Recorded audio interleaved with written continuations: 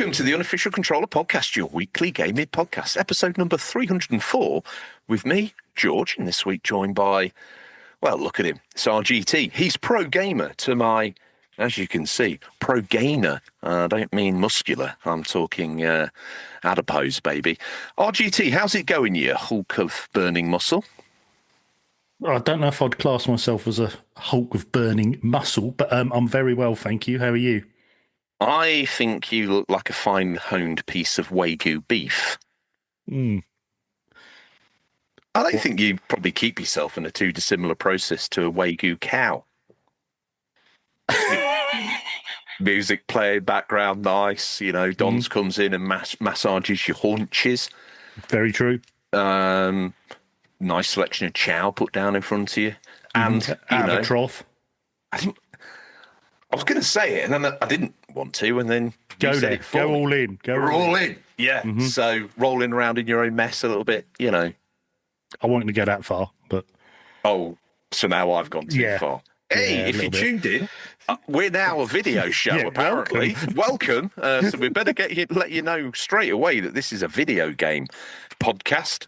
As you can see, we are pro gamers. RGT sat there in his puce bedroom, and I'm sat amongst some record paraphernalia. You shake your head, RGT. You can't hide because you're on camera, friend. Yeah, we need to get something sorted about this backdrop. I have moved rooms, hence it's a little echoey, but I will be sorting that for next week. Don't panic. But yeah, you're not going to repaint, are you?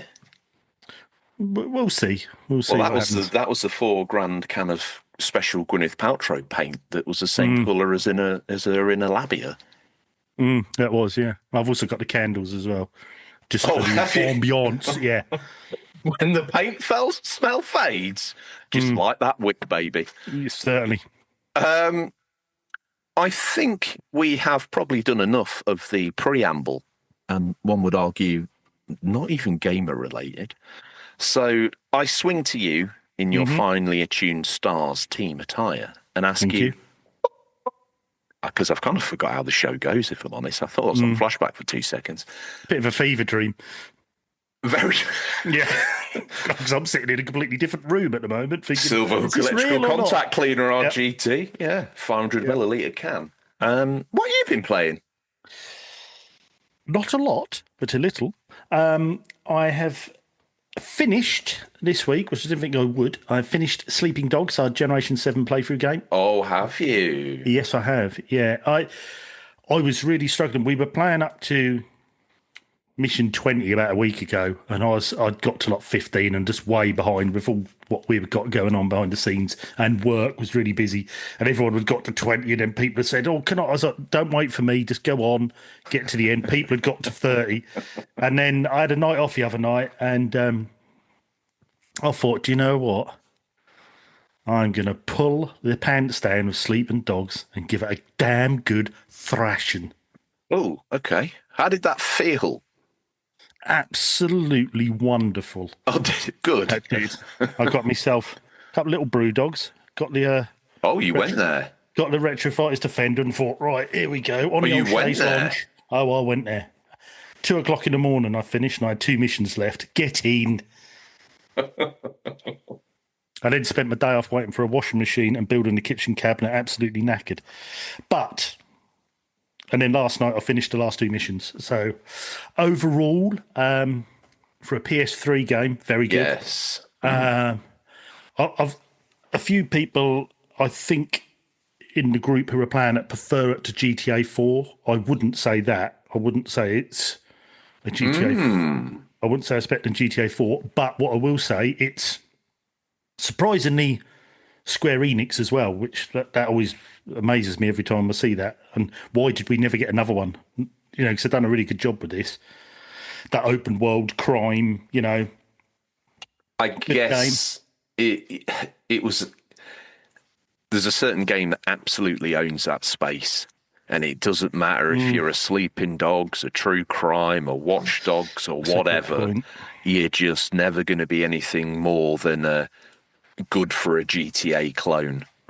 So as shameful as it is that we don't maybe see those games as much as we used to, everyone was trying to have a crack. I think most people have kind of They've given up, really, haven't they? Yeah, Let's face it. That's a very good point. And the Sleeping Dogs to GTA 4 comparison, pure sort of raw gameplay, straight into the story.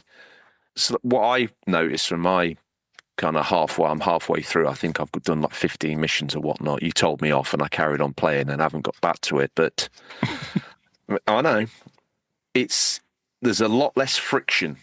There's a lot less kind of activity on the roads and bits and bobs in Sleeping Dogs. So the transition through the city feels a little bit easier, a little bit smoother.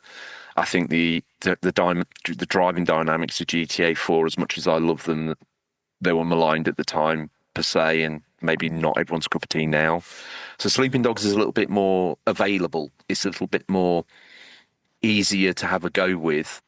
But I didn't see anywhere near the same level of detail within the city, as much as I loved it and thought graphical detail looked good. There were lots of details. But in terms of like the NPCs, it's not close. No, I think also once you finish the game, once you get all the parts together and you think, if you mainline at 15, 20 hours, few side missions, a few collectibles, not massive amounts, but quite a few. Yeah. It's almost like Square Enix were testing the water. This was like a little test game. It wasn't a full-in 100-hour open world. It was more, let's just see what I think this that might more be from how this product came about as well. I chucked on the Discord, don't forget, this is True Crime 3, basically. And I think they kind of inherited a sandwich box of parts that were then sort of hastily assembled into its final concoction. So maybe there was more to add. And this is classic me, through my enjoyment of it, I did actually then go onto the PS3 store and download the DLC. I Googled, what bits add on story. There's a Bruce Lee Island fight one. So to those who've probably got the Game of the Year version or something, they maybe have this already. Yeah, I think they done it on the old definitive one, I would imagine, didn't they? On maybe on the PS4 one, yeah, most likely that's probably got that in. You're right. And I went and got extra content, and maybe if that was the original vision, because we know what DLC's like from back in the day, don't we? Maybe if that was the original vision, that might have added another 10, 15 hours, maybe, to be generous. Yeah, very true. And then you're knocking on the door of something like, I suppose, and that would give you. I think there was like a haunted sort of Halloween one that I didn't find particularly interesting to me, so I didn't get that one. But I think there was some like free to anyone who enjoyed the police sort of SWAT missions, and I think there was some drug bust missions or something like that within the game. There's a whole couple of packs that adds on a whole sort of randomly generated version of that so you could almost continually play the police element of it ad infinitum, maybe. I don't know. I need to look into it, but it was interesting. So, and if that's in the, as you call it, the definitive edition, that would also be probably worth a buy. Yeah, definitely. But, I mean, a lot of plus points to the game. Really enjoyed it. If you're seeing a game to the end, you're obviously enjoying it, unless you're just glutton for punishment. So it was very good. Things are people were talking about graphics, how good they looked. I know a few of the guys are playing them on Steam Decks and bits and pieces. I saw some shots in the looked really good on the Discord. But even on my base PS3 Super Slim, looked really good. Yes, I thought the draw distance was superb. One of the best games I've seen, sort of draw distance. That was really good in the city. And then also I thought it looked best when it was raining at night and you had the neons, reflections and bits. Looked really good for PS3. That's its sweet spot. Yeah, combat I really enjoyed that sort of Batman Arkham sort of, triangle block to carry on the fights. Once you get to them last couple of levels, you nearly mastered it. I didn't realise how kind of sloppy you could be on the buttons as well. I was kind of like trying to be precise, but even if you're halfway through a combo and someone's at you, you can green and it just flows. Very impressive.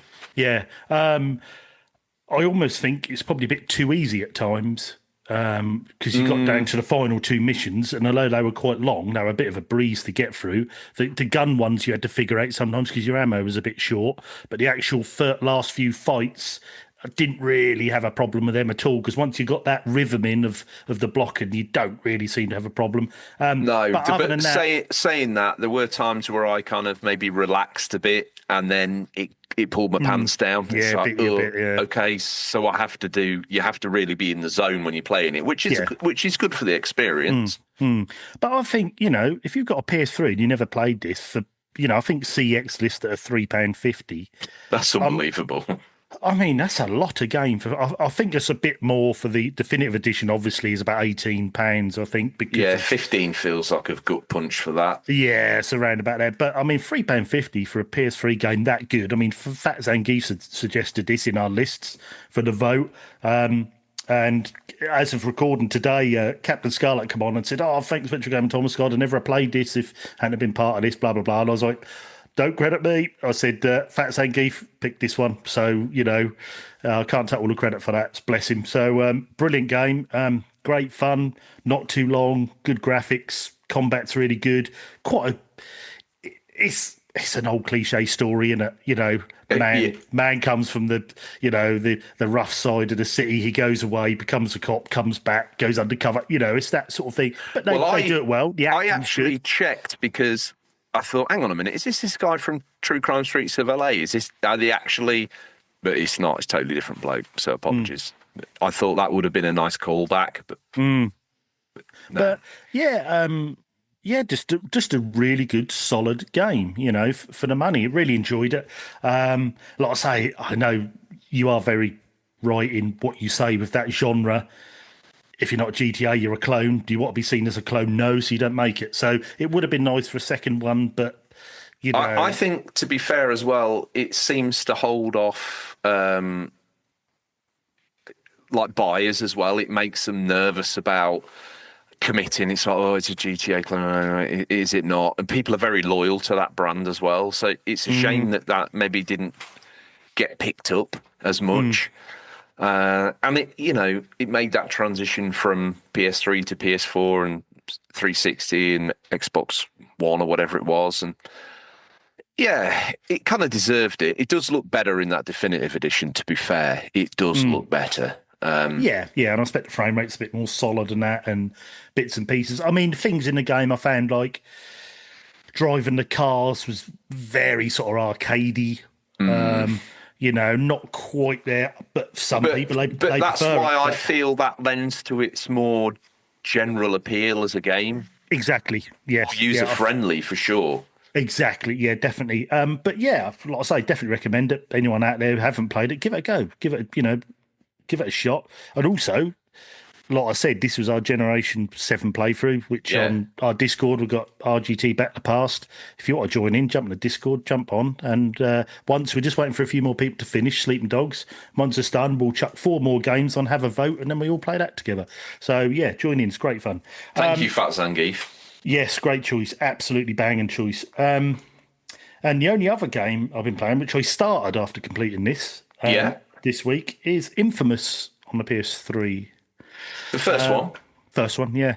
I remember dabbling with it back in the day, and I thought I'd played quite a bit of it, but I didn't remember it. So whether I just played it and wasn't really concentrating on what, I don't know. But started that, enjoying the game. It feels very early PS3, although I don't think it is. I mean, the menus and that are very, very basic menus. But that doesn't reflect on the game. I think the controls are pretty good. I like the story.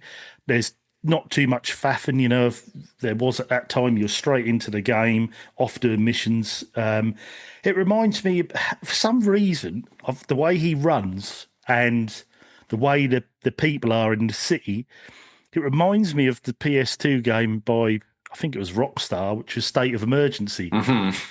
Where you're running around, there's people going everywhere. It really reminded me a bit of that. I know it's a different game. When you were talking about it there, I mean, I like Infamous 1 and 2. I think they're absolutely belting games. I actually think they're better than the game that comes after them, to be fair. Although that is, a technical masterpiece. Even to this day, you play it now and that looks great. But Infamous 1 and Infamous 2 hold a special place in my heart. Infamous 1... Thing is, and this is where I was going originally, it feels like a toy town. It doesn't have that realism feel. The way the pavements hit the side of the building, it feels like a toy town that you're playing in. And and that's cool because you're just there to have fun. It's like Crackdown on the 360. It's a run around and have a laugh with your special powers kind of game. I love it, mate. The story's great. I think the acting in it's good. I think it's stepped up for 2, but I think 1 on its own is actually the true masterpiece. Yeah, like I say, apart from the menus almost feel test and dev menus when you bring them up. They're very base menus, but that doesn't take away from the actual game itself. I think it's easy to play. It's easy to learn. There's a story there that is given to you, but you ain't got 2-hour cutscenes. I think it's a great little game, and you could almost see that DNA, although it's a different... Was it Sumo Digital done this, I believe? Is this the... They went on to do Ghost of Tsushima and that, didn't they? Is it them? Is this the Sly Raccoon Boys? Yes, it is. Yes, it is. So you can almost feel that DNA of games that were coming later on and next gen and that, of that action, heroes. I know they didn't do it, but what obviously spawned into different games like your Spider-Mans and Batmans, the way you run around the city, the way you climb and bits and pieces. This is sort of an early versions of those sorts of games. Yeah, when I played it, I felt definite influences, or maybe influenced, but these things happen in a circular way. But Assassin's Creed, for the climbability, it had that feeling to it. Yeah, very true. Yeah.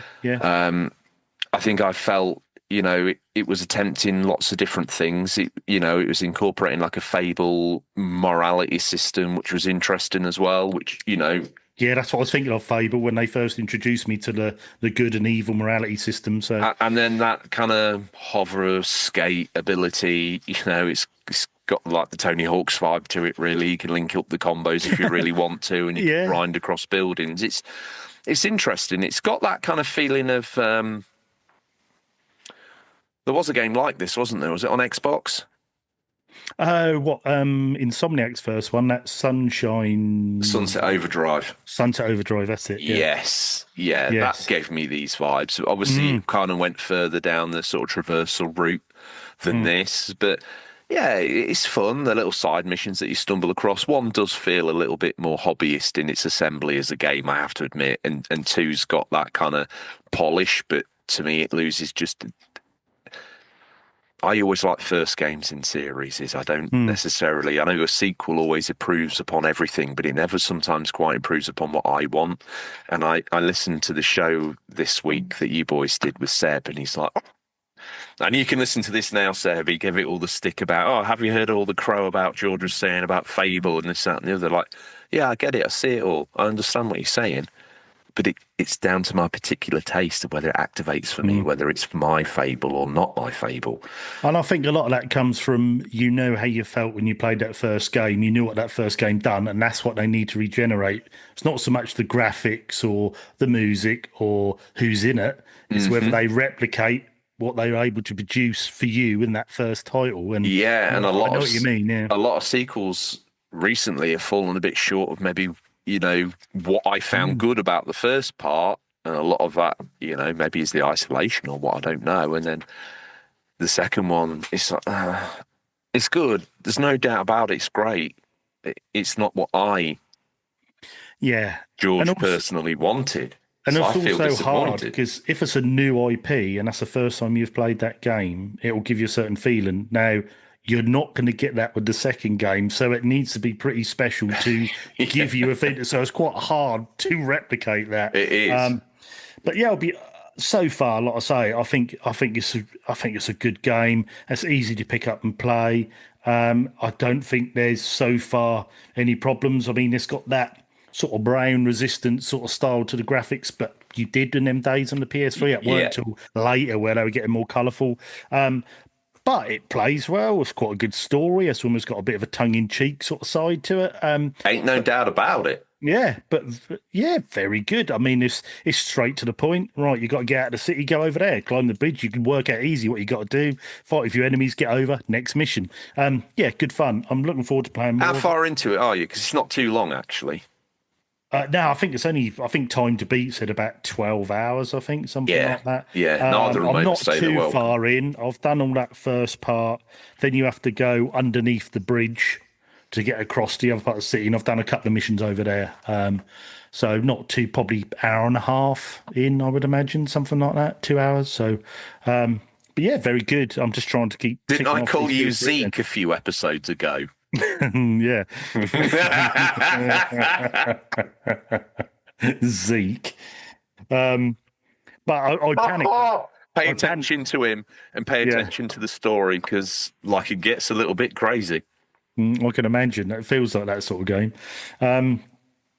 What was I saying? I can't remember now. Oh, yes. When I first started playing it, I was thinking, started like the first 15 minutes, suddenly thought, oh, no, this isn't on the Gen 7 list, is it? I don't want to be jumping the gun. Is it on there? No, it wasn't. It wasn't on there. Thank God. So no. It seems to just go under the radar every single time, and it is great. Well, the thing that amazed me is everyone knows Infamous. Infamous was, for me, I always think of Infamous. Yeah, PS3 game, big PS3 game, Infamous 2 as well. And then they done Second Son on the PS4 when that first came out. I always think of Infamous, but whenever you see games to play on a PS3 or top 10 PS3 games or, hidden gems on it, that never seems to come up on any lists. That's really strange. I find it quite unusual, really, but you probably know more. You've played them all, but... yeah, it seems an unusual one. I mean, I've played and finished 1 and 2 most recently, and I keep having a go at the one on PS4. As beautiful as it is, as fun as it is to play, I don't know. I just never felt the grind to, push it over the limit. But hey, it is what it is. Anything else you've been tickling the old ivories of? No, I wanted to get on to what's it called on Evercade? Full Void? Is it Full Void? I wanted to get onto that this week, but I haven't been able to get on it, so I'll try this week. And looking forward to playing that. So, and other than that, I've just been playing a bit more of my hidden gem for this week. So, okay. Well, we'll get to that before we get to the news. So, I've got to ask, can I? What have you been playing, George? Well, you don't have to. I was going to do it myself. I'm that used to having to be second fiddle on here. Let's cut to the chase of it. I haven't actually been that active on the games, I don't think. I've been away, so took the Switch 2 with me and forgot my headphones for the first part. So I hate gaming without headphones if you're on the handheld, because I don't feel like I can fully commit to the game when it's just blaring out the speakers. It's not the same. I thought, I won't take the dock. I'll just travel light. What an absolute idiot. So, okay. So I dedicated to Cast and Chill, which I did actually slip onto the idle mode while I watched a bit of TV. I kept my eye on it, watched it. No. I wondered if temptation would be a bit too much for little Georgie boy and his fishing adventures. Give me a moment, dear sir, to alleviate your fears. So I've been doing well playing it and, sticking to it. And I'd unlocked the top 2 levels of lures, and I'd maxed out the one of the first 2 rods. And I think, so I've been working, don't get me wrong, on Cast and Chill since it came out. And I'd got the boat hold, the fish hold up to the max, which helps. And I don't think you can do much else with the leaky wooden boat. And I had about 302 coins, in the bank. So I went ashore and I spoke to Matey Boy. I've put a lot of money in that tip jar since those first 2 unlocks RGT, and I've seen absolutely nothing since. So I don't know whether it's a value or a unlocks at a certain point. I noticed a bit of that. You're thinking, come on, son, you get a few quid. Like I was counting them in. I was like, this is getting a bit desperate now. I wondered if he only done it if you unlock like one of the special ones on the side and then tip, and then he'll show you places on that. I'm starting to think that might be the case. Although, did he? Yeah, on the last night that I was playing it, I think I maybe got the other side of one of the ponds.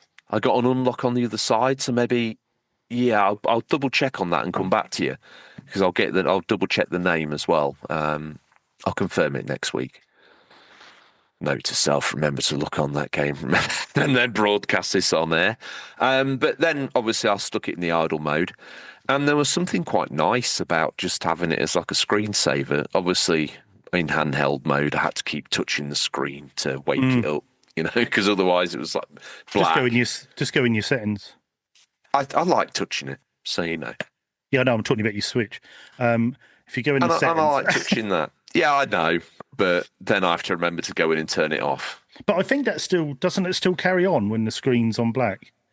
Yeah, but then after a little while, I think it locks the switch. Okay, fair enough. Yeah. I knew it had a certain amount of time because I think mine had done you that. Can and hear I touched it. The screen, he was still carrying on. Yeah, you can kind of hear it through the console speakers. Little boat. Just the little birds and bits and bobs, but the screen's black. But then after a while, it locks it. So when you go to open it again, instead of it being the game, you have to go and tap, tap, tap 3 times or whatever it is. So, and then he just sort of burnt some coin for me, and I managed to sort of put that together with the money that I had to get the first speedboat. I don't know if you've already got that yet or not. I think I got up to the one afterwards with a little bit of the cab on, I think. Oh, really? Yeah, that's a bit. That thing's shift. So yeah, I know, it's just the scale of coin. Have you been buying all the lures as well? No, because early doors, I got one of the best rods. I really saved up and got one of the best rods. Oh, but then yeah, sort of the heavy duty rods. So then that was the first thing I sort of done. And then I haven't got all the lures, but I kept buying lures from where I was for different fish as I went along. And then I saved up. Like I say, I'd done that idle mode, 1,600 gold coins. Then I saved up a bit more. Yeah, and I saved up a load more, and I got about, can't remember what it was now. It was about 3,000 coins, something like that, for the boat. I thought, I'm just going all in on the boat. Once I got it, and then, expand the how many fish you can have. You can have about 10 on there, I think, something like that. So, well, I did. Well, this is classic me as well. I bought the boat, skinted myself, and then realised that the capacity, even though it was a speedboat, the capacity was less. Yeah. So I thought, maxed the one out. Right, okay, it doesn't really matter how quick it moves backwards and forwards if it's in idle mode. So I basically punished me, stuck him back in the wooden boat because it had the bigger hold, and went, right, go earn me a big hold on the speedboat. Crack on. Which he did. So I've now switched over to the speedboat. I had a lot of fun with that. The only other game I've been playing, because I probably played a plethora of PS2 drivel over the weekend, actually, and I've forgotten what I played. And I don't want to go disturb my pile because we've got a special pile going for Flashy B this week, haven't we? We've got a little bit of a special episode going this week, haven't we? So stay tuned for that. No, not yet. You don't. In fact, and no one wants to hear what PS2 games have been playing today. I think we need to move on from that on this show. Yeah. No, that's okay. Have I talked on air about the Avatar game? What, the PS3 one? Yeah. No, I believe that was me and you off air on the phone, I believe. This is why I feel like, I don't know, I don't even own my own self anymore. I feel like every conversation I have is recorded. It's awful. Do you know what? You've felt like this ever since you put about 200 hours in No Man's Sky VR, and that confused you as to what your real life was. I think you thought No Man's Sky was your life, and this was the VR. Oh, mate, with Flashy B and everything, I just seem... and then editing and listening to bits and bobs as you put them out. I don't even know what conversations I'm even in anymore. And that's like last week, I had to edit 2 shows. And I'd done one, got halfway through and thought, I put the wrong theme tune on because I was editing the wrong show. I was like, oh, no, start again. Here we go. You should have just put it out as it was. Oh, imagine the confusion. UCP theme tune. Hello and welcome to Flashback. What?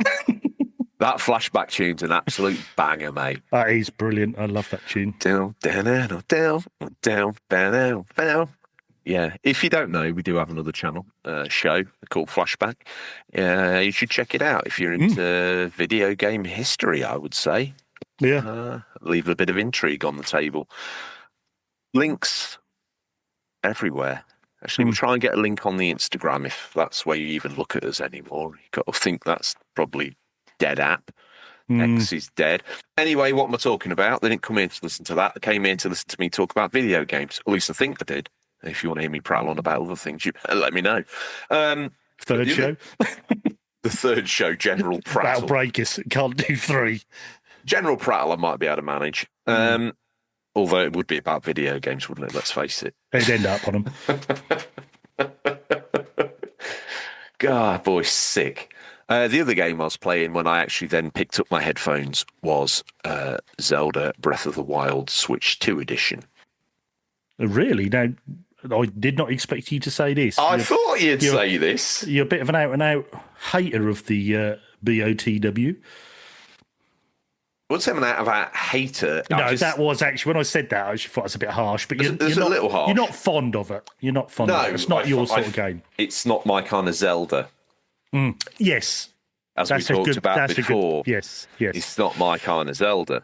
Anyway, got myself submerged in the duvet, headphones in, got the Switch 2 out, playing a bit of Breath of the Wild. I was going to say Breath of the Kingdom then, but there you go. So playing a bit of this, thought I'd fully submerge myself, lights off, graphic enhancer as Tom OG, sorry, legally obliged to call him OG, would call it. Graphic enhancer basically turning the lights off.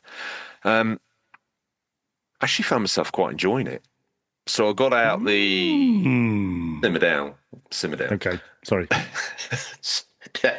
Simmer There's down. More to come on this, isn't there? I'm nervous to commit because we've got the Ponzies, and I realise that, I'm here. So Breath of the Wild on the Ponzies. Exactly. Seb's going to rip the headphones off. Mic gone. Cut off call. Exactly. So I'm boxed in. I want to play the games I want to, and I want to enjoy the games I want to enjoy, but I've got to keep my palate clean so I can be all over the latest games. So just make sure you play 10 latest games, and then just play whatever you want the rest of the year. I just want to play what I want to play. I know. But I find myself on a podcast where I'm the host that talks about modern video games. So it's a bit difficult. So I need to give my head a wobble and turn the PS5 back on, I'd imagine. But Breath of the Wild, I really quite enjoyed. It was that moment of just kind of finding a calm space and time to start it. Did the first 4 of the shrines. Obviously, you met mate. He sat and listened. What an absolute ass munch as well. I'd forgot that he was on the roof. I forgot he was on the roof. Meet me where the temples intersect, and I'll see you there for your present. Even more shenanigans, because I told you were going to get the glider after the first one, but now I've made it now this. Yes, the King Olaf, yes, or whatever your name is. Yeah, no worries, mate. And then he meets you one final time. He's like, no. He comes in on the glider every time as well, just absolutely to rub it in. Like, oh, God, yeah. You know that thing you wanted?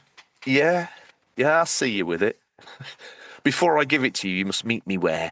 So then I'm holding my bloody good job. I should have done Switch. It where he glided in. Just went. Oh, you walked here. Oh wow. Yeah, no, you need one of these. Yeah, give it to me. I did notice one of the dialogue options was "give me the glider." Yeah. So I was holding up my phone. I was like, "Oh, of course it's the church. Yeah, God, of course it is. Right, okay, go there." So I make my way there, and I'm walking around, and I've obviously done all this before, but I'm like, where there? I go inside, like, no, this isn't it. Outside, no, this isn't it. I put a little marker on the map, so I'm like, I'm right on it. Hang on a minute. He's on the roof. So up I go, and there he is, like, hello. So, oh, hello. Did you mate. Climb up here? Really? I hate you. So then I got that done, and it was bedtime. I was a bit bush, so I kind of sacked it off. And here we find ourselves. So it's been a bit of a hectic sort of broken week, really, in terms of gaming. Like I say, I think there's a bit more PS2 action, but I think I've probably overdone it a little bit on the retro lately. So I need to ease back on the throttle, unless the listeners want to hear me go toe-to-toe with Seb and me try and justify why Command and Conquer on the PS1 should be the Ponzi 2026 game of the year. Well, you could do well. Let me know if it does get a bit hectic. You could do your line that you used in the Ponzi's when he was talking about you playing retro, and you just went, "Simmer down, Seb. Daddy's talking." Quite right.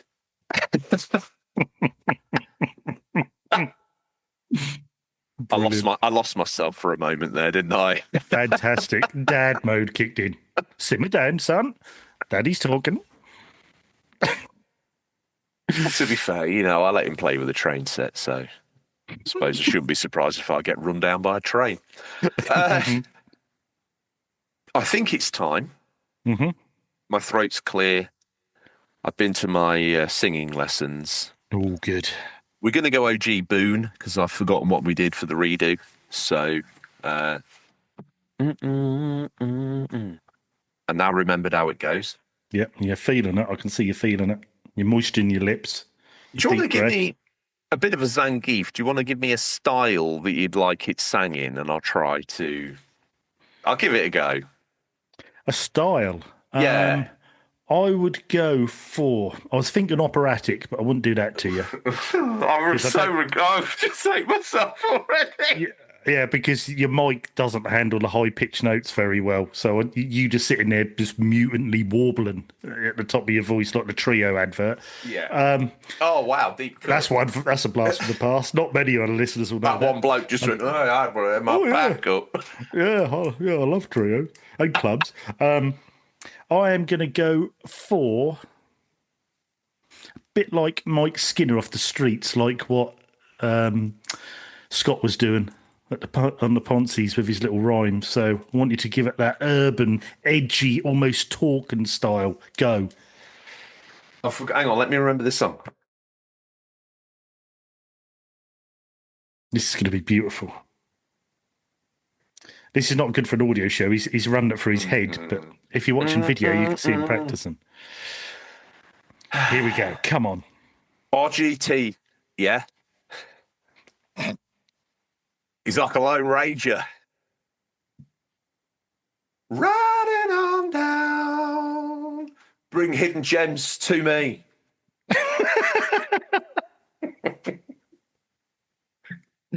Beautiful. How did that? I don't quite know. I was all fired up to do the proper song today, I was not prepared to say I'll do it in a style, and then you suggest it be that, and I have no idea. I can see this being a thing. How did that carry out? How did that come across? It was shorter but beautiful. Did it have that Skinner vibe, or did I totally miss the mark? Bit more of a Del Boy, but you were still thereabouts. You know, my southern accents range from Del Boy to dead, basically. So you were lucky you got what you got. But yeah, you got to the point and it was straight, and you got your message across, which is the important thing. Oh no! Why? What you done? Pick me bag over, Anna. Oh no. Anywho. Yeah, let's play the guessing game. So, this time I want a genre. I would say this is RPG / No. Do the motion. The urination or the line? Not the... See, you're still Mike Skinny using street slang. No, not the urination. We're doing RPG / dungeon crawler. Oh, wow. Okay. And a year? 2007. That's not retro. It's nearly 20 years old. How dare you? How dare you? Who said it had to be retro anyway? I've had PS5 games on here, you numpty. Wrong show again. It's for the trade set. Okay. 2007. Mm-hmm. Platforms? Platformer. It's an exclusive, is it? Yeah, as far as I know, yes, it is. PSP. What? You will? Oh, you wouldn't.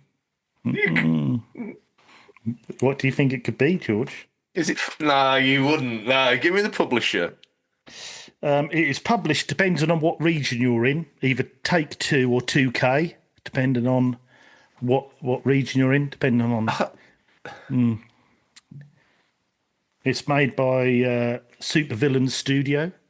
Oh, I'm out. Oh, White Knight? No. This is like a third installment of a game, but the other two were like PC games, click with a mouse sort of thing.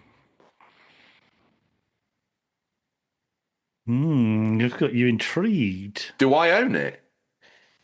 I'd be very surprised if you didn't, being the PSP guru that you are. Let me know what the game is, and we'll see if I do own it. I'll show the audio listeners first. The video listeners. I don't own this. Didn't know anything about this. Oh, got one. I'm sat up like a little begging doggy for this one. Look at me. A game I didn't know about. Yeah, this is Dungeon Siege Throne of Agony. Can you show me the back of it? And the video viewers also. Oh, mate, I have never seen this before in the wild or anything. This was just a random pickup a few years ago for me from a game shop for a couple of pounds, and thought I'd give it a go. It's basically, it's quite a basic sort of dungeon crawl RPG. So it's got that isometric Diablo view. I was going to ask, is it a Diablo clone? Yeah, but I think Dungeon Siege has been quite a big thing on computers in the past. So I don't know if it's much of a clone or in the same genre, if you know what I mean. Has this episode been the Attack of the Clones? Very good. I like that. That's good. Too quick for me, boy. I don't know about that. Cut myself on it. It's the thing I like about it is it's very easy to pick up and play. It's got the RPG elements. You've got a choice of 3 characters. You can upgrade your characters. You could take one of them as a partner to what, man, woman, child? No, a small sort of ogre wizard man. I think I always just go with the big guy. Is that a life rule or? Yeah, definitely. That's how I roll. Edit that out. No, leave that in. Anyway, I'll try and describe this game. So I want that on a t-shirt. It follows on from Dungeon Siege 2, but you don't need to have played that. You literally wash up at a beach at the start. There's this evil force are taking over the area, so there's monsters and ghouls and that attacking you, and you have to go around, do these missions in certain areas, complete the missions as you go along. You sort of hack and slash. You'll upgrade as you go through to the next area. Like I say, it's got nice RPG elements, not too complicated. It's a very basic story, but it doesn't need to be too much. But it's perfect for the PSP, because I find with a PSP, when you got it on your, like for you, instance, George, you're away with work, got your PSP here, you can click it on, do a few areas, clear a couple of missions, turn it off again, away you go. It's that real, it fits so well into the handheld sort of genre. I think How does it present the story to you? It just gives you the story at the start. It's like, if I remember rightly, it's like it gives you some little scenes, but it's like the comic book where you know, the talking and that is in speech bubbles, blah, blah, blah, blah. Like blah. Infamous. Yeah, pretty much. It's pretty basic, but that's good. That's a good thing on this. I think if you want to buy this now, you can pick it up for between £2 and £4. It's quite widely available. How come I've never seen it? Like when you held that box up, honestly, mate, I've never seen that before. Yeah. Not that woman on that throne. I recognise the Dungeon Siege logo, obviously, but I've never seen it on PSP. Yeah, it's definitely worth a look. I mean, like I say, it's not hardcore like Diablo. It's not like a real big, technical dungeon crawl. Was it built around the PSP's ad hoc multiplayer capabilities? Yes, it was. So you can, it's a single player game, but you can, because you could choose one of the other characters as a partner to fight with you. Yeah. You can then do the ad hoc with a friend, and then you'll have 4 people. So you'll have 2 characters you're controlling and 2 characters fighting with you, and you can go through the story together. That's cool. Yeah. So it's got that nice. Does it feel empty without that though, or not? No, it's like I say, it's, it's smaller maps, and you're not going to come across, hundreds and hordes of enemies. You'll find them as you go in areas as you're checking out, collecting chests. You'll find bodies there as well that you can rummage through and get coins and bits to add in a shop to buy extra weapons, or your medicine that you can take to keep your health up. And it's just a good fun game. It's quite nice graphics. The first area is. I wondered about the graphics. Yeah, the graphics are quite nice. The first area is a bit green and a bit barren, but then you go through to a little village area. I think I haven't got that further. As you go further along, I think you go down into dungeons and bits as well. So it's a nice little mix up of where you go. Back in the box shows dungeons as well, so I think later on you do. And I just think for the money for a PSP game, I think that's a brilliant little game. So yeah, Dungeon Siege, Throne of Agony, PSP. Nice. One I don't own. I'm going to walk in and find out you got 5 copies of it now. Sealed. Sealed. Yeah. And you'd broke the seal on one of them, played it 4 years ago and hated it. No, loved it that much that I bought 4 copies sealed and never played it again. Played the first level. Best game on PSP. Get 5 copies now. Getting it graded. No, I can honestly say anyway, that's not true. I will just also add, this is January's Hidden Gem because I waited a week for you to be on to do this. So in the next 2 weeks to 3 weeks, I'll be doing February's Hidden Gem. Okay. Well, one a month. So have a think about the style you want to crucify me with. With all that said and done, I reckon. Oh, hang on a minute. Weekly cadence, bit of housekeeping before we get into the news RGT. Yes. People aren't stupid, so they think they've worked it out, but we've got a new cadence going on. So Sunday, ready for Monday, or you can gorge on it immediately. You eat it how you like. Many do. Gorge the show Sunday morning, all in the audio version. It'll appear on Monday on YouTube as the audio version. Happy days. Then you wait until Tuesday. You get your dose of Flashy B.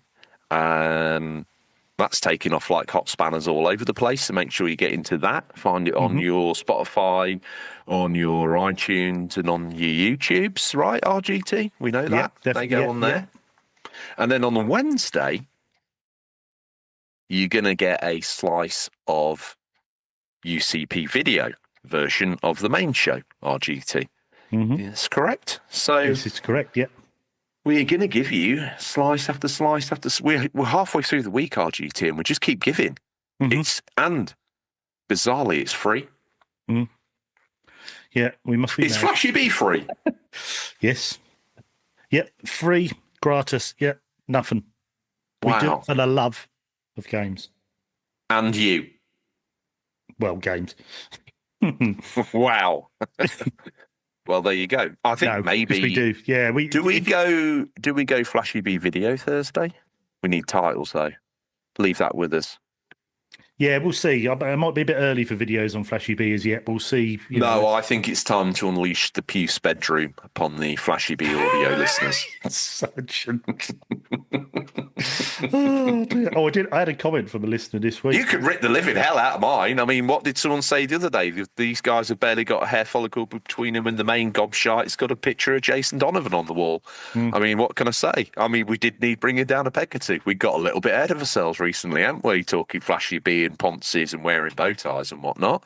I mean, well, you have. I mean, I think I've been quite modest. But anyway, I did have a comment this week. Wow. From a listener who came out and who's quite new to the show and said, stop bullying George. No, it's come the other way around. He said, George, that must have been an older show. He said, George, he almost told you to F off the other week. Was he serious? Was he real? I was like, no. No, I said, no, he wasn't. What episode was this? I don't know. I think I don't know if I was winding you up or whatever, and we were having a laugh. And he was like, oh, God, I thought he was really serious. I was like, no. So, yes, don't worry, Chris. It's not that long a shame, guys. Yeah, don't worry, Chris. Me and George, we're like brothers, aren't we? We get on very well. It's all just japes. Well, I don't remember, so maybe it was real. Maybe, but anyway, don't ruin that. I told him it wasn't. I don't want your real tantrums. Oh, I'll tell you what, flashbacks having a really bad effect on my jaded George persona. I'm finding it very hard to be UCP George breaking the fourth wall. We do play characters ourselves. I think the last flashback we'd done, I did have to pull you back a couple of times because you started slowly sliding down. I don't know who I am. No, I gathered that. I don't think you know who I am because you called me Tim twice. So. Is that not your name? There we go. Right, should we get on to the news?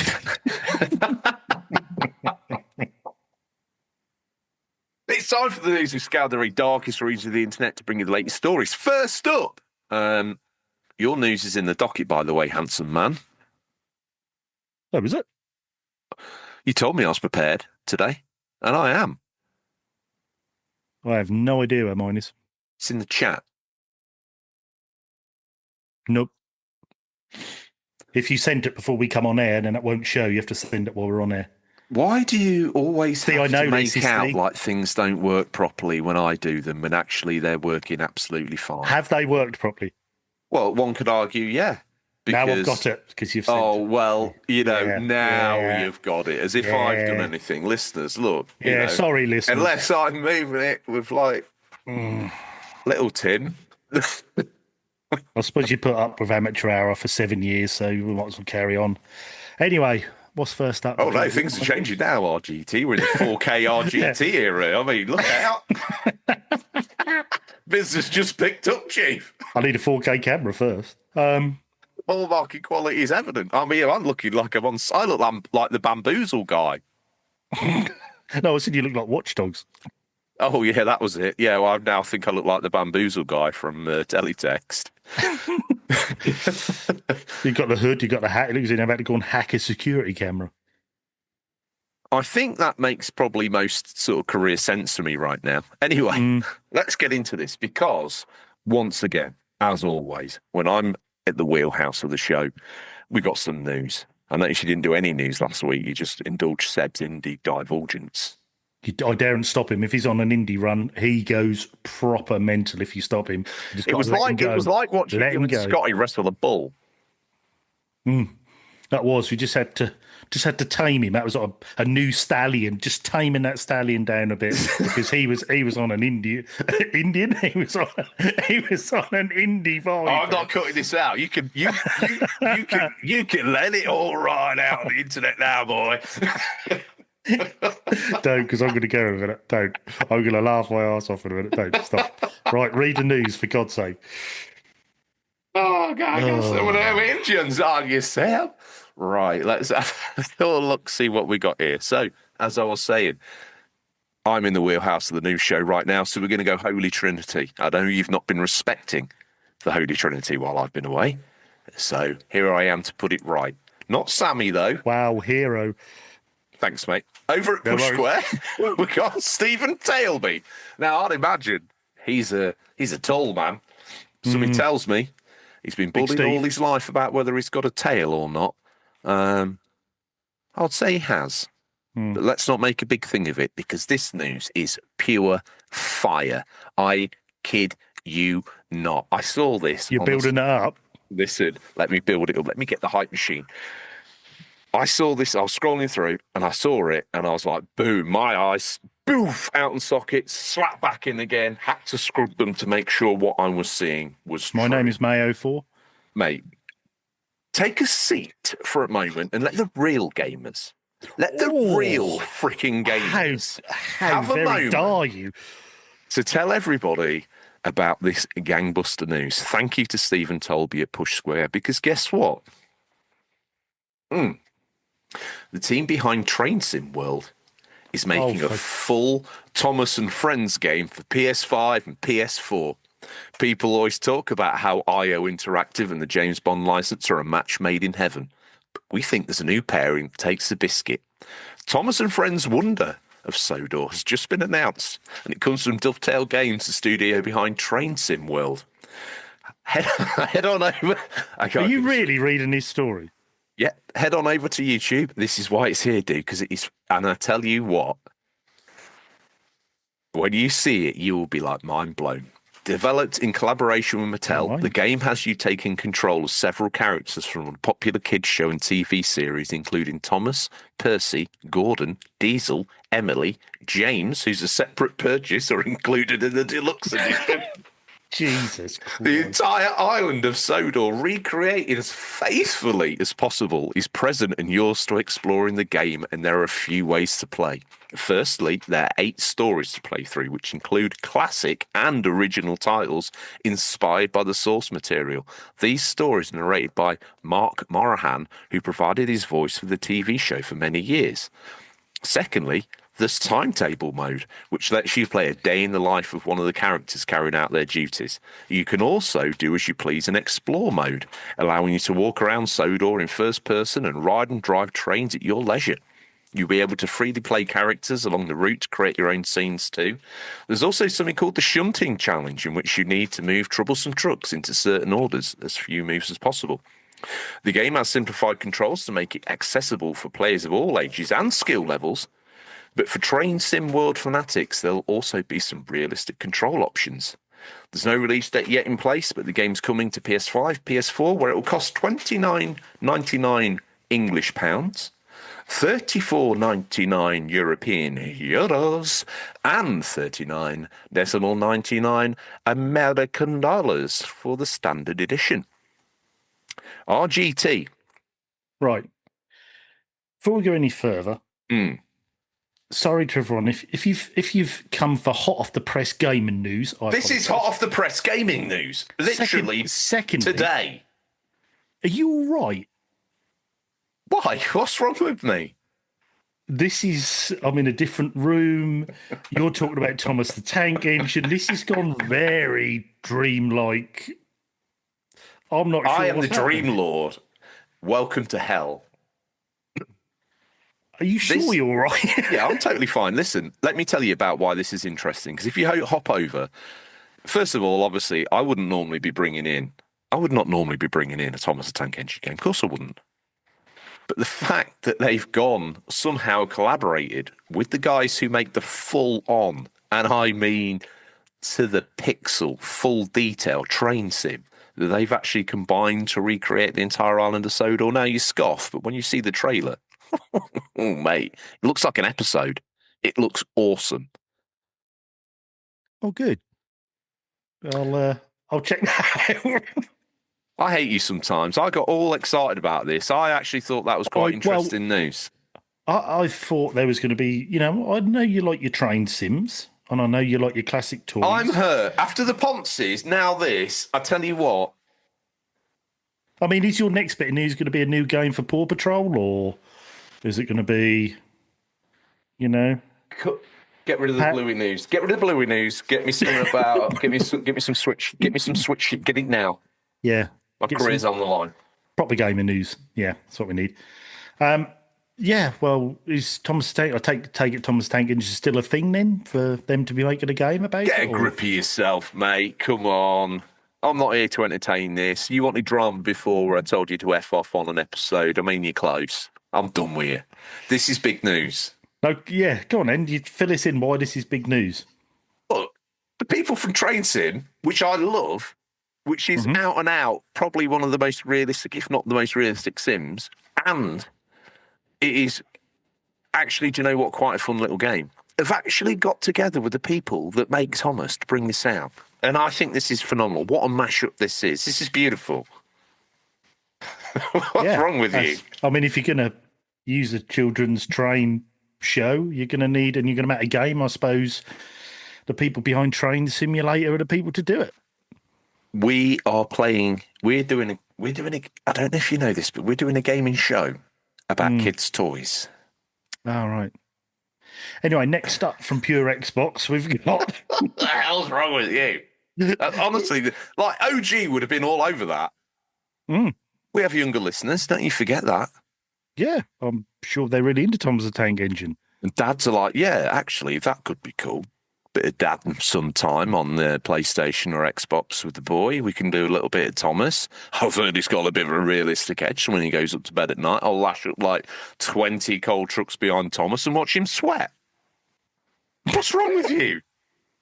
Why do I have to teach you how to extract value every time? I'll be honest, you nearly had me then when you said father, son, sit there, play a game together. I thought, okay, I've misread this, fair enough.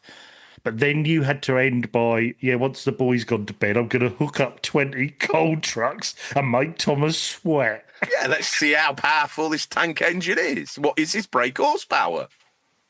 Yeah, I don't know if that's going to be that detailed in the game. I think there will be an upper limit of carriages it can pull. So I want to know what Thomas's is. I want to see, can Gordon pull more than Thomas? Are you going to pre-order this or? I'll get it in a sale, but I might play around. I definitely might get it and play around with it. So it might be, I tell you what. Well, we need a review of this when you If it's coming out this year. Poop. Ponces. Oh my God. Please, now you've said that, Are they an indie studio? I will buy it for you. Are they indie? They are. I think they are classed as indie. Get that and slap that in. If you're listening, Seb, you've got a year coming at the end of this year. You've got some games there. I've played PS3 this whole year so far, so that's going to go down well. Give me this proper big boys news then. Come on, what have you got? Anyway, moving on. Pure Xbox. I'm never going to recover from this, by the way. No, you're not. There's going to be a t-shirt. Up a kipper. Bada Binkster. Get a t-shirt done for this. We want Thomas George. with my face on it. Yeah, we want George as his own train next to Gordon and Thomas. Or am I the fat controller? No, that's me. Over on why? Huh? Because I'm the same shape. Hey, you've been on the Mangiano now, you famous. Oh dear. Anyway, Pure Xbox by Ben Kerry. Some would say you've gone a bit too far. You've got that sort of Kelly Osbourne look going on about you these days.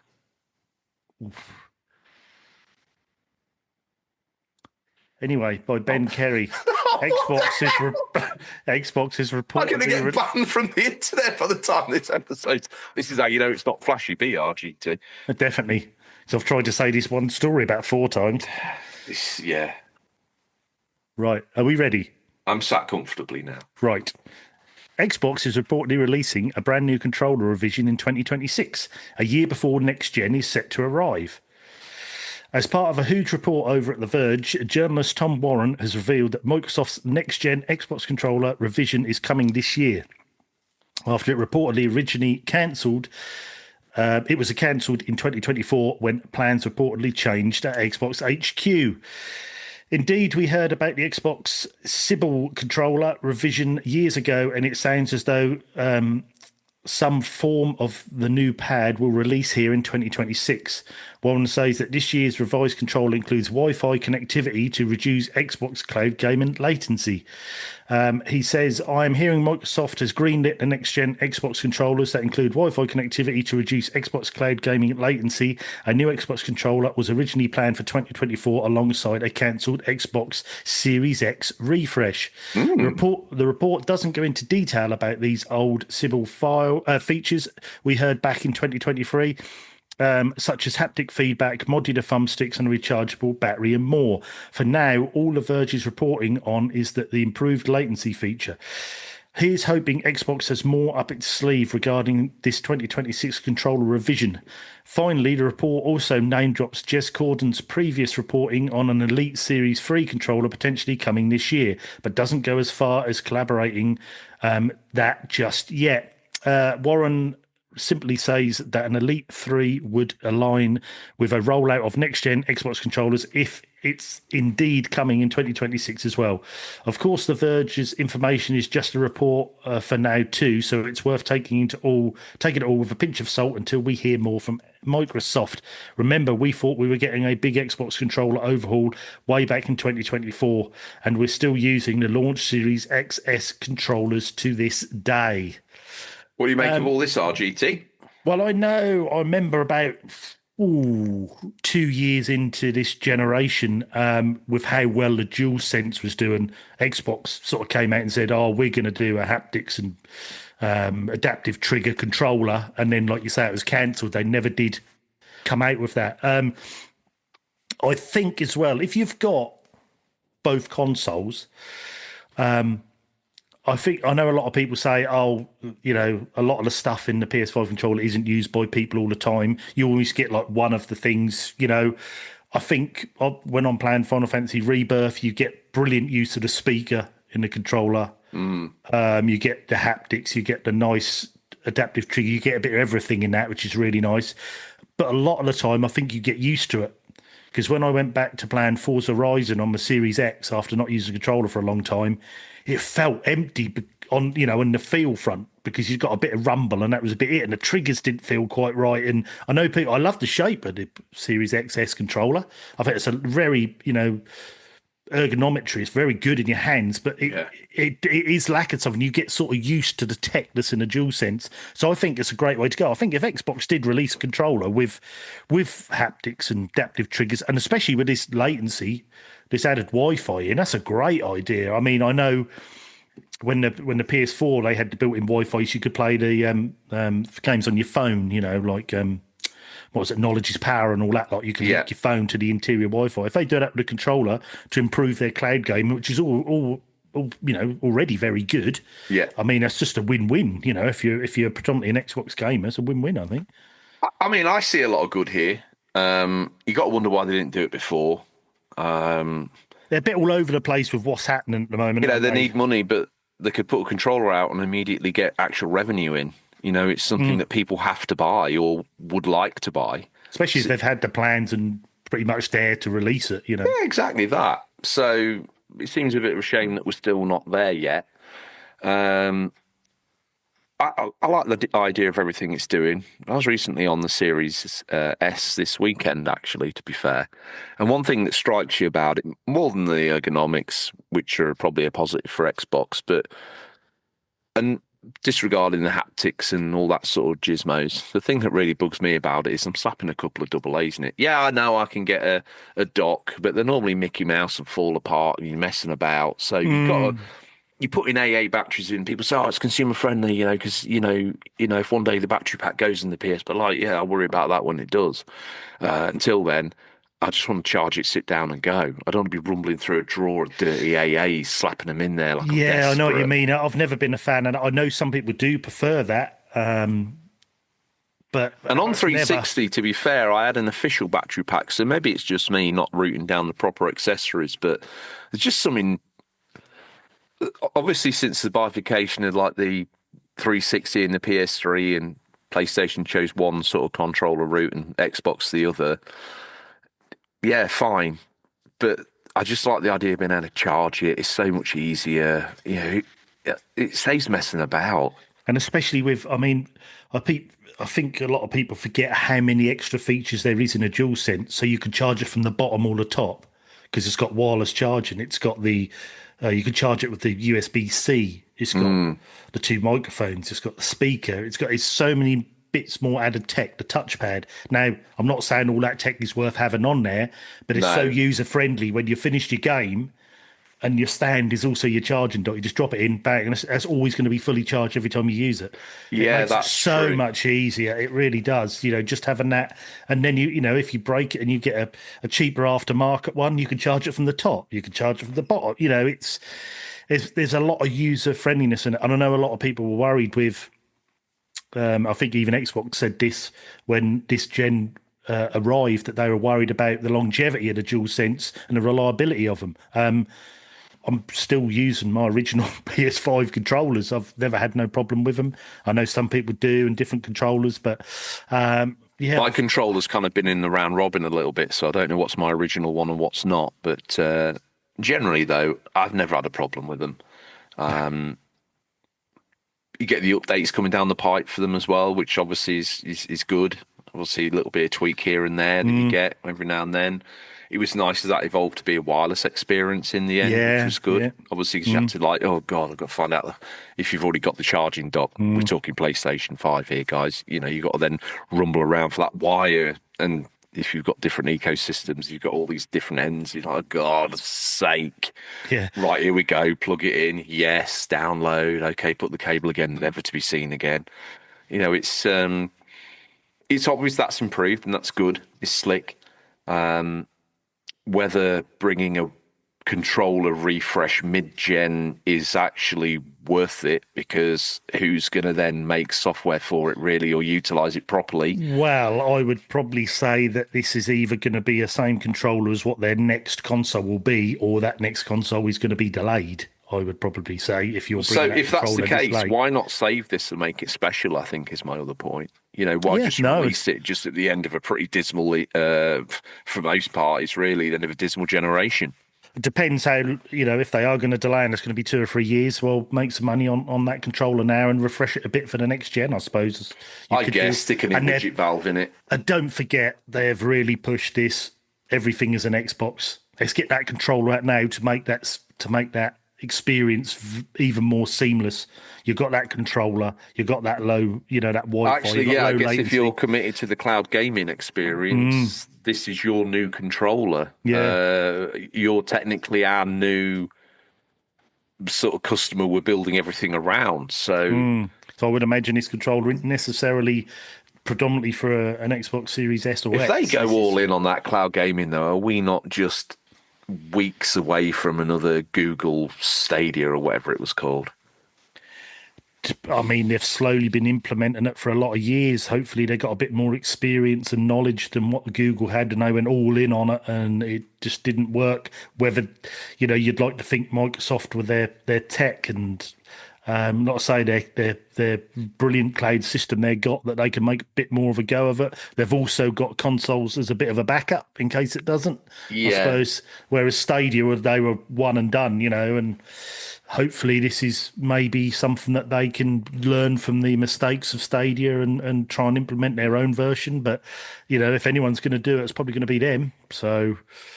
Yeah, I think we spoke off air. They always seem to be 10 years ahead of the curve, but then when the curve gets here, we've moved on to something else. So, yeah, we'll see. I'm happy for this. Let's just hope it actually comes out. Last bit of news, completing the trifecta in Nintendo Life. Jim Norman, he's put an article together. It's Oblivion, Skyrim, and Fallout Switch 2 physicals will all be code in a box. Bethesda, call them what you like, confirms. Indie whips up a proper physical instead. Get ready for this, RGT. This is going to get your Nintendo juices flowing. Bethesda is putting in quite a shift with the Switch 2 releases, it seems. After launching Skyrim last year, the studio revealed the release dates for Fallout 4 and Indiana Jones: The Great Circle in today's partner showcase, and wrapped things up with an announcement that Oblivion Remastered is coming our way too. It's good times on the Bethesda front then, but perhaps not so much if you wanted to get all of the above as a nice physical release, you see. In a follow-up blog post, the studio confirmed that a bunch of them are going to be code-in-the-box releases. Thanks for the heads-up at Wario64. Fallout 4 Anniversary Edition, the Elder Scrolls 5 Skyrim Anniversary Edition, and the Elder Scrolls 4 Oblivion Remastered will all be distributed physically as code-in-the-box. The post revealed while Oblivion hasn't been given a firm release date just yet. Fallout and Skyrim's physicals will launch on 28th of April. Fallout arrives digitally on the 24th of February. Let's not forget. Fortunately, Indie seems to be taking a different path. Bethesda confirmed that the game will be available as a physical game card at retail, which is important, not a game key. As Wario64 pointed out on Blue Sky, that pre-orders for this physical are already live at Best Buy with a footnote that states game card is included with the physical version of Standard Edition. Internet and connection and download required to activate Polish language in-game. So there you have it. If you're after some extra Bethesda physicals to add to your collection, Indiana Jones is your only option. That actually includes a cartridge. RGT. More Switch, game key, not game key, game card, game in a box situations going on over here, pal. What's this all about? I think Indiana Jones, brilliant. Getting that on there, on the card, I think it's fantastic. Agreed. Great to have on the Switch. I mean, that'll do a good job of making that look good as well. I mean, I still think people underestimate how good some of the games do look on the Switch 2, I should say, sorry. But for the other games, I mean, how many more ports of Skyrim and Oblivion and that can we get? I mean, every time I see Todd come on there to reveal some games, and it's just a remaster or another version, you're like, oh my God. Couldn't they have made a version of Starfield on the Switch too? Or do you know what I mean? Would that have been not more beneficial? Do we need more Skyrim? I doubt it. I think there's probably a little bit more fan furor. Listen, you've always got to remember, you got to look at this from the I'm a Nintendo only gamer point of view. I know. But then didn't we get Skyrim on the original Switch? Yeah, and you can get the anniversary version of it right now if you just stick it in your Switch 2. There's an upgrade path. So, I think it's between $10 and $16. I think we just get so many of these, ports, not even remasters, just ports over to other systems. And I think Skyrim, I mean, it's probably one of the worst. Did you just start to think, wouldn't your time be used better at doing something else? Is there that much cool on the Switch 2 for Skyrim these days? Well, like I say, that's already sorted. This is just for the physical boys. You might want the anniversary edition on their shelf for Switch 2 games, right? And this might be me wrong. I mean, I'm not a big Skyrim player, so listen, you've literally come with your daggers out today. You please sat me down, told me off about the news. You've proper news hat on. You brought some game controller stuff in. I've just brought in some Switch 2 news. You're right. I need to try harder. Ponce's was a failure. This is a failure. Don't. It's on me. It's my bad. No, it is, but I'm just trying to make myself look better. Well, I don't think there's much time for that. No, I just think, wouldn't their time be better, going into another project? It just seems keep getting Skyrim out. I mean, but then again, they're only releasing it because there's probably sales of it every time they keep releasing it. So someone's buying it. So look, hang on a minute. Are you not missing the point that this is a multi-platform release from Microsoft here? Yeah, well, yeah, very true. Yeah. Very true. Fallout 4, we haven't ever seen a Fallout game on Nintendo Switch. If you're a Nintendo-centric gamer, this is big news. Yeah, you've had Skyrim, but yeah, you're going to get the sexy version now if you want it. It's already out on the store. Indiana Jones and the Great Circle, I mean, as far as I'm concerned, that's a next-gen game, right? So the fact that Switch 2 has dragged itself up to get a copy is incredible. Oblivion Remastered, we've seen that. Some could argue that's a next-gen game as well, to see that running on the Switch 2 handheld. Great game to take on the go, RGT. Yeah, it's old game, but Remastered did a great job of sexing that game up. I should have put that in my Ponces, really, but there you go. It's a bit late for that now. This year. It's always this year. And Fallout 4, yeah, it's probably the most derivative and boring of the Fallouts, but hey, it's... I think, actually, you've just hit the nail on the head there. This is obviously a property that Microsoft has bought, and this is a way of them making some bank from a series of games that they've inherited. Indiana Jones will be on your fridge before Christmas.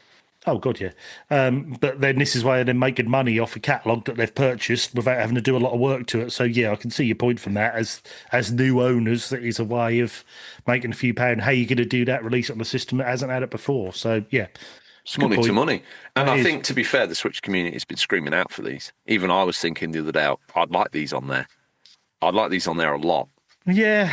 I think when you've come over from other systems and you've seen this so many times being re-released, different versions.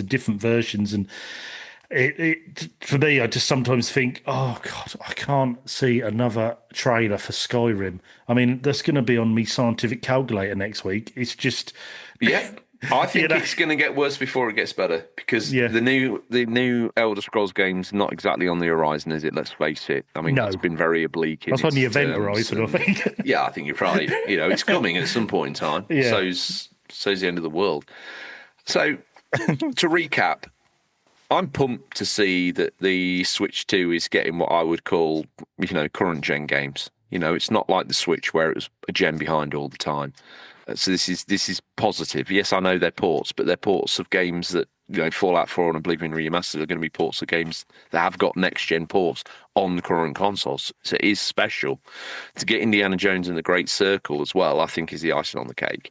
I think that's really good news. It does, and it also shows sort of Xbox is now going down and Microsoft going down this different route of not trying to lure you over to their consoles. You can have their games on whatever console you play. Good for the consumer. Whether that's good for the company, we'll wait and see. But well, we're starting to see the circle of that happen, aren't we? We're seeing people move to PlayStation 5 because they can get all the games there then now, because Microsoft will bring it there. So you might as well sit there and get your exclusives, although... Yeah, you can play Indiana Jones and jump on Ghost of Tsushima, so, But PlayStation need to double down on getting some more games out to justify that. Else, God, yes. What's the point of having a PlayStation? You might as well just have a Steam Deck, right? Exactly.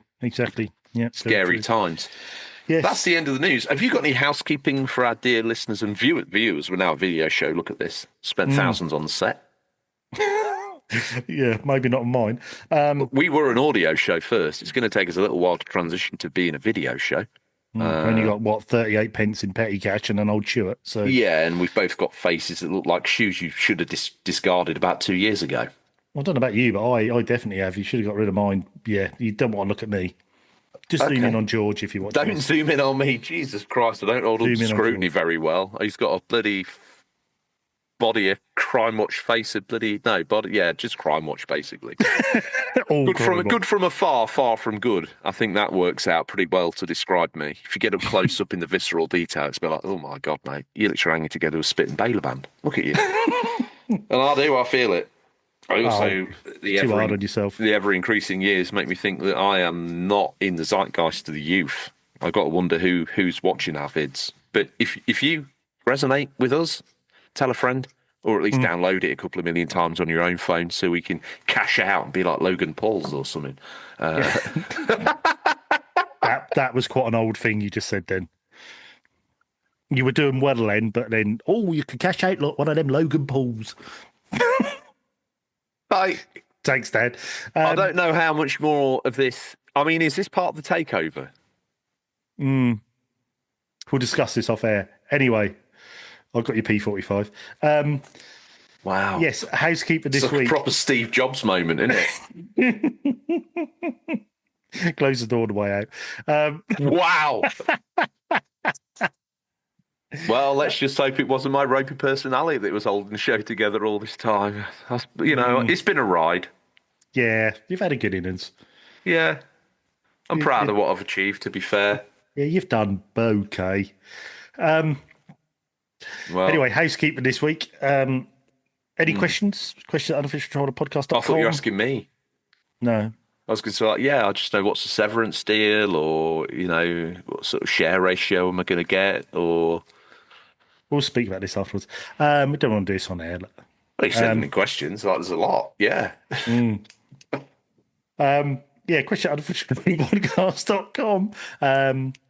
Also, if you want to join Discord, I think there's a link on Instagram, on our Instagram. Jump on there, jump into Discord. That might need refreshing. I think we might need to revisit the Discord invites and make sure they're all up to snuff. If not, hit us up with an email or direct messages on any of the platforms that we've mentioned.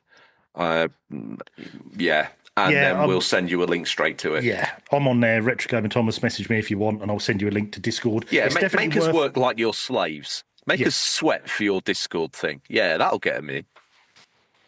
We've already made a great place to come, but you got to drag them kicking and screaming. They want to feel like they've been dragged kicking and screaming. In fact, no, they want you to come on bended knee with a little invite on a little red pillow. You got to get down. You got to be like, listen, sir, ma'am, we would really like you to. Yeah, so direct message RGT on Instagram and demand he present you with a Discord link. Thank you. Thanks for that. But yeah, if you want to come and join in, like I say, Gen 7 playthroughs, we've got the challenge accepted this month is Tetris. Is it? Yeah, Tetris, highest score on there. What format are we allowed to play that on? Any. So part of the challenge is... What's the relevance of the score, though? It is... I think is it the first level or however far you can go with your highest score, which I think at the moment... However quick you can fill the screen with blocks? No, that's your highest score of the game. So, yeah, that's not how you get a score. Jeez, game and podcast, my God. I think Tingle Tuner's Logan Paul listens to this. So, and Gingy's back in the fray, so it's going to be a bit of a head-to-head, I think. So, unless someone else... Or is that something else? Yeah. No. I've just Googled youth things and Tip to Tip was one that came up. Anyway, so yes, if you're interested in Challenge Accepted or Gen 7 playthrough, or I think it's once a week, Digital Monkey also does a little channel called Let's Get Quizzical, and he does 10 questions, and they're blacked out, the answers, and you can just see how many you get. You have to be honest. So there's quizzes. I've only just got the reference, and now I see him in a leotard.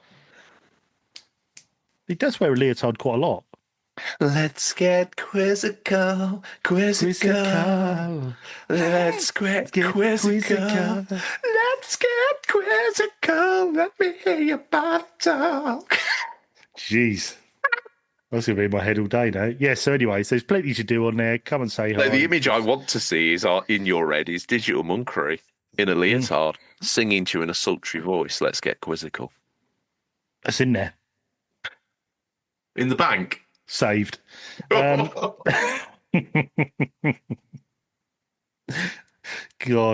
I'm taking roll on flashback. Well. Yeah, I tell you what. But anyway, if you've managed to stay tuned to this far, but yes, jump on the Discord, come and join us. Like I say, questions at unofficialcontrollerpodcast.com. Any questions, anything you want to know, or find out about Flashback, or find out where to find our website, which is also unofficialcontrollerpodcast.com. Yes. Yes, it's still quite hard to find at the minute, so we're going to have to tweak that. But if you just type in your www.unofficialcontrollerpodcast.com. Yeah, because it's too good not to be seen, dude. Yes, it's phenomenal. There's a mobile version and there's a website version. It's and I think good. all the crazy cats will like that. I think it's right up their street as well. Yes, so. And there's a hidden gem section as well. That's all just about been all updated now. I've been updating those, and Captain's been putting those on, and that's all down into platforms and years and bits and pieces. So yeah, go and check that out. And I think we're about there for housekeeping, I believe, unless there's anything you want to add, George. No, just to say thank you to everybody continuously and for everything and always that you do. Show will always be free. We've got that new cadence coming out. We're investigating Flashy B video as well, so we can certainly look to maybe give you 4 days of content a week, which is starting to seem like a very generous deal. Although we're rehashing it twice, aren't we? So, yeah, within reason. But you want to see the videos. You want to see the videos. It's like Skyrim. There's variants of it. Yeah, you're right. The video's like the 4K anniversary edition, isn't it? Or is it the other way around? No, not with this camera. I do need a 4K camera, I think, to make that work. I don't think we do. Don't you? The show's not about that. Okay. We're real men. Mm. We're not Logan Paul. It's not about camera. It's not about sound quality. It's about stories and the passion that we bring.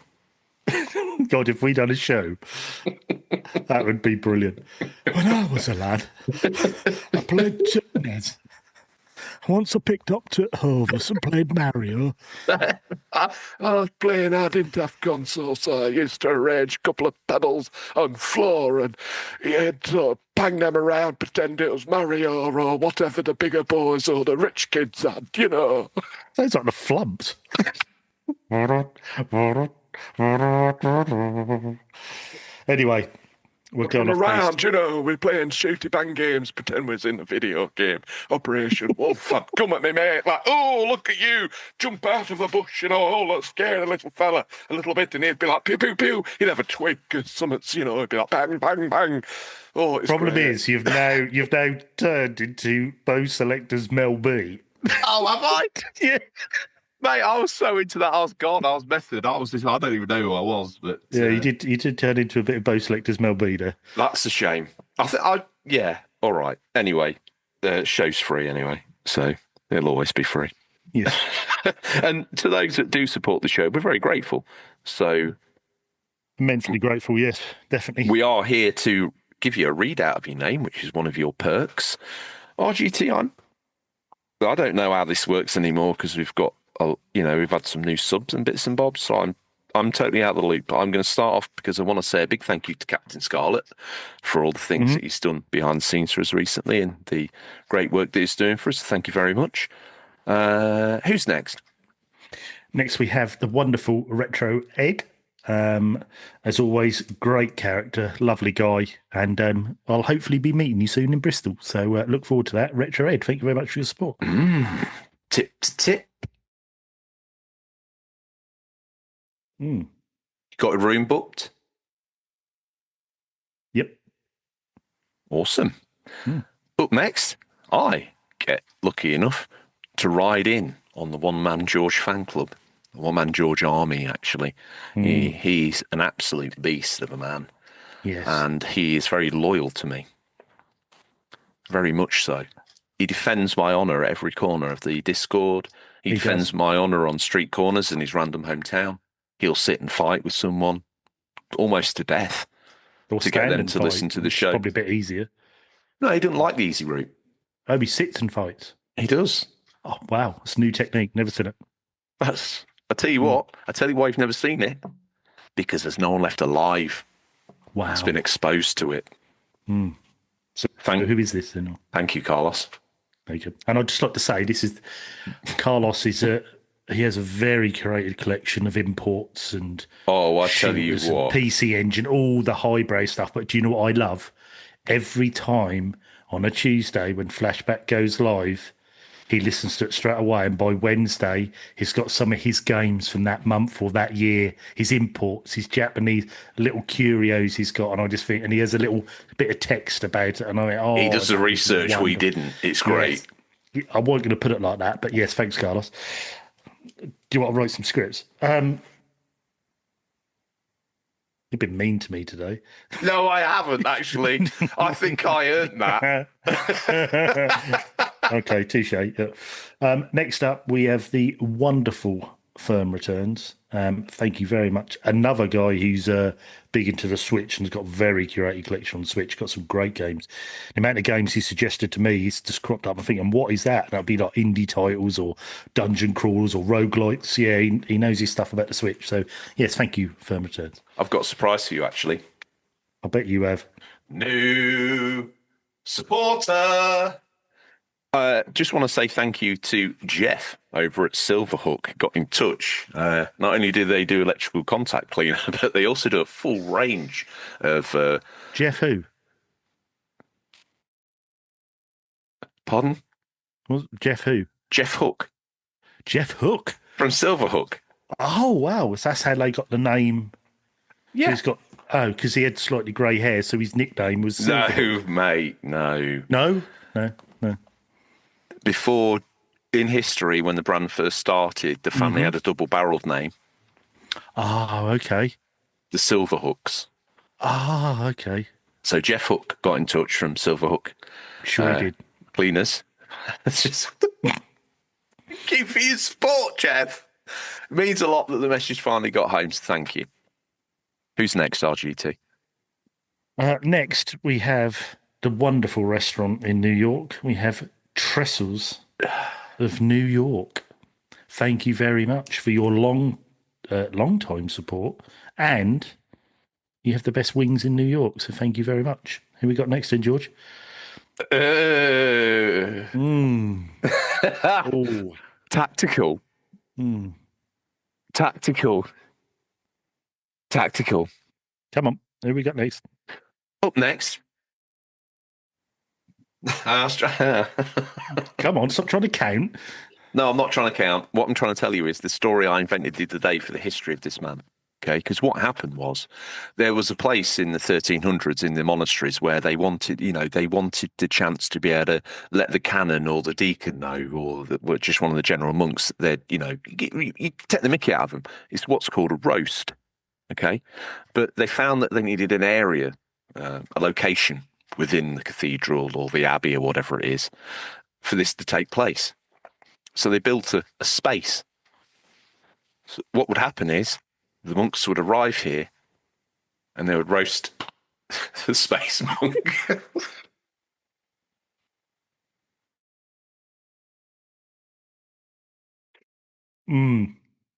Thank you, Roast Space Monk. Sorry about that, but we do appreciate your support. It worked better in my head while I was driving the car, to be fair. Yeah, maybe stop thinking when you're driving your car. I'll tell you, some of your advice today has been absolute killer. It has been brutal. It has been brutal. Next up, we have the wonderful Bada Binkster. Thank you again. And I must say, thank you very much for giving me the box art covers for the hidden gems. Sorry, I couldn't upload them because I couldn't edit to put the pictures back on. So I've now got to rewrite them again, but I will add them pictures on. So I haven't yet. But thank you again, Bada Binkster, as always.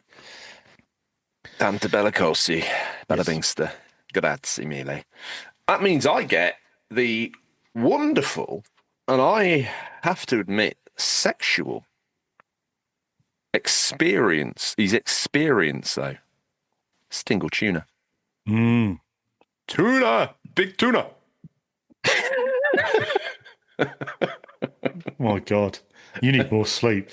I'm operating about 3 hours right now, so you better be grateful for this. Oh, really? No, I wouldn't have known. Next up, we have one of them goddamn Winchester boys.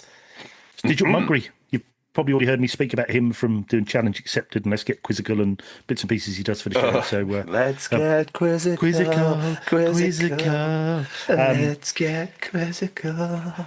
That's going to be in my head all night now. But yes, thank you to Digital Monkery for not only being a supporter, but all what you do as well. So face down in the pillar, it's all you're going to hear. I get next a gentleman loves a Brazilian. It's Bull Border. It certainly does.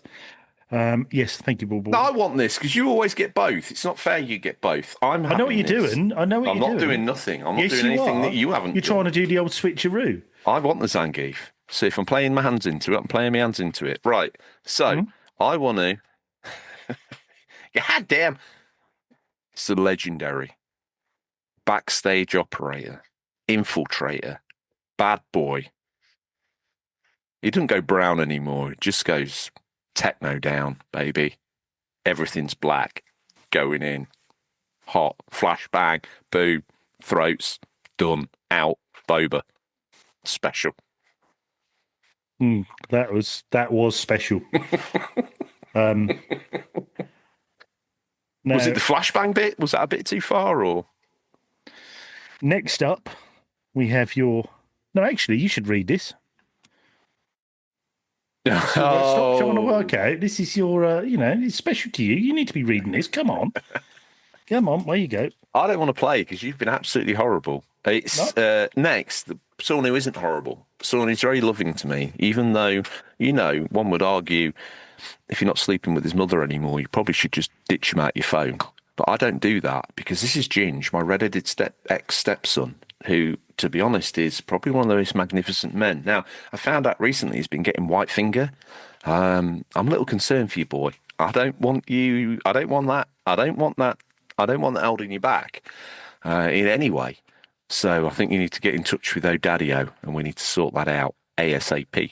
We don't want the Ode Reynards. Because then Roast Base Monk said he's got the Ode Reynards. I know I've got the Ode Reynards, and I don't want to see the boy, even though he's not genetically mine. I don't want to think that I've passed on the Reynards to him in some way.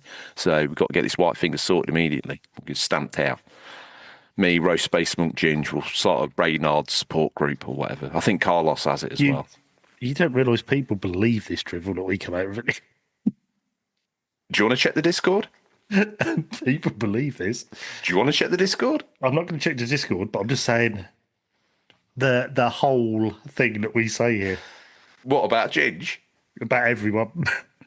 People believe it, do they? Yeah, they do. Yes, they do. Okay, that's gonna put a bit of explanation behind the lack of uptake of supporters. Next up, we have the wonderful Harvey Retro, who I've just come off YouTube watching the video tonight of him putting up his new poster of Event Horizon. He's got the 4K version. He put the poster up and he's awesome office. Go and check him out on YouTube. But yes, that does look very good, and I'm glad you put that up, Harvey. But yes, thank you very much. Okay. That leaves me with the wonderful opportunity to thank the beautiful, wonderful, intelligent, probably the finest specimen of womanhood known to man, because she listens to the show. Not only that, she supports the show. And she goes worldwide supporting the show as well. When you're doing that, you can be one step behind Emma Sharp. Till then, sit down, pipe down. Emma Sharp, thank you for everything you do.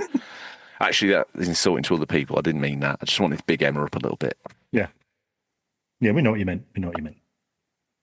Next up, we have... Nowhere Near Berlin. So a big thank you to Greg. You said about Forever Skies the other day. Got me thinking. Yeah, I bet he's a busy boy, isn't he? He's got to be. I'll tell you where he's nowhere near. Berlin. Yeah, Berlin, yes. But anyway, that was mine, so Nowhere Near Berlin. Thank you, Greg. Who's next? George. No, that was my one. Nowhere Near Berlin. Yours is... Yeah, I don't like the way this is going. I don't want you to have to make me stamp my foot on air and execute my last remaining piece of executive will.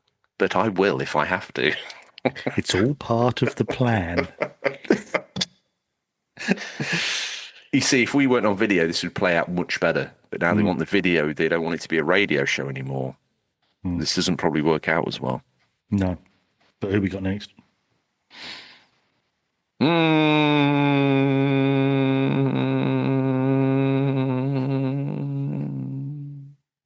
Hello? Or were you going to say the next one? Or? Tell you what, that's the very worst thing you ever want to do is put me in a trap. Because I tell you what I'll do is I'll spring it. Because up next is...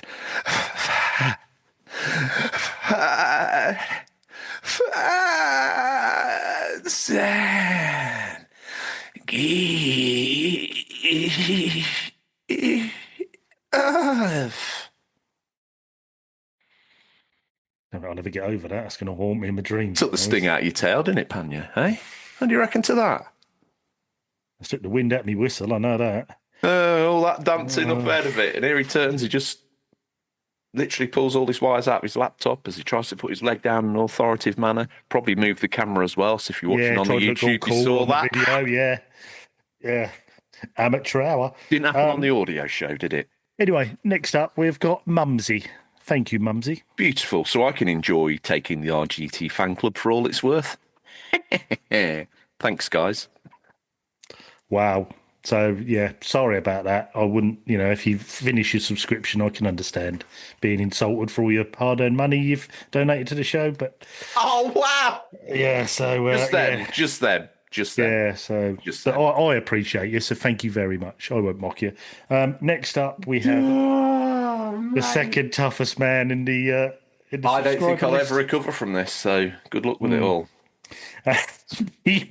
Worst. Thank you, Pete, as always. Scott's just had to step up big time, hasn't he? OG will be here, won't he? If you listen, Scott, see you Thursday. You got an episode of Flash V to squeeze out of yourself yet? Oh, yeah. I don't know the way you put that, but yeah, I have. Look, where that? Yeah. Wait, what are you doing Monday, Seb? Who we got next? He's a perfect candidate for that. Oh, wow. Let's talk about indie games on the PS1. Net your rose, Guru. Up next is... Well, you've done Billy Marmite. No, I haven't. Pete Brocklehurst, I done. Oh, right. So the third strongest man in the... fourth strongest man in the Discord is Billy Marmite. Thank you to Billy. And you've already Zangiefed everywhere, so that's done. Look, I just thought it was getting a bit ridiculous. I just want to be who I am. I don't want to feel curtailed by this order that you impose on me, so I end up getting Zangiefed and you don't. You just Zangiefed early. I just thought I'll take away all the power you've got over me you by doing it now. Zangiefed early. So. No, I don't know. It's been phrased up like that. Okay, that's cool. What? If you like the show or this, the only other show that could ever compare to this, and bizarrely, we've re-engineered an absolute rip snorter, is Backlog of Shame. So go check that out on YouTube, Spotify, Stitcher, TuneIn, Deezer, most places that most people wouldn't get podcasts. So just go check it out on Spotify and iTunes. Yeah. It makes sense.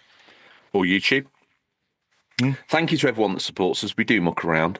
Hopefully you understand that's part of your tier, but we are very grateful for your money. And I in no way would ever mock that or work that down. No. As it's my final episode ever, then RGT, I probably ought to say, thanks for everything that you've done and what you're hoping to play.